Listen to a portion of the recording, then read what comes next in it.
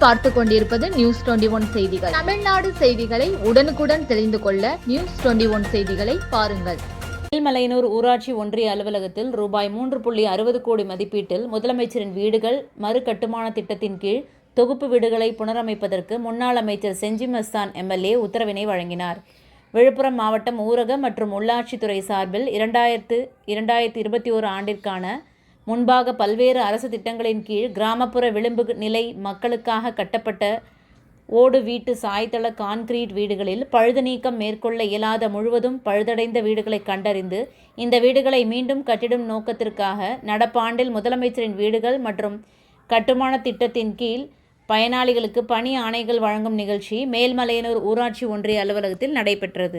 நிகழ்ச்சிக்கு மேல்மலையனூர் ஒன்றிய பெருந்தலைவர் கண்மணி நெடுஞ்செழியன் தலைமை நடைபெற்ற நிகழ்ச்சியில் முன்னாள் அமைச்சரும் செஞ்சி தொகுதி சட்டமன்ற உறுப்பினர் செஞ்சி மஸ்தான் கலந்து கொண்டு வளத்தி, நொச்சலூர், கோவில் புரையூர், மேல் அருங்குடம், வடபாலை, மேல் வயலாமூர் உள்ளிட்ட 22 ஊராட்சிகளை சேர்ந்த 131 பயனாளிகளுக்கு 3,14,04,000 ரூபாய் மதிப்பீட்டில் வீடுகள் புனரமைப்பதற்கான உத்தரவினையும் 48,20,000 ரூபாய் மதிப்பீட்டில் 13 பயனாளிகளுக்கு கலைஞர் கனவு இல்லம் திட்டத்தில் வீடு கட்டுவதற்கான உத்தரவினை வழங்கினார்.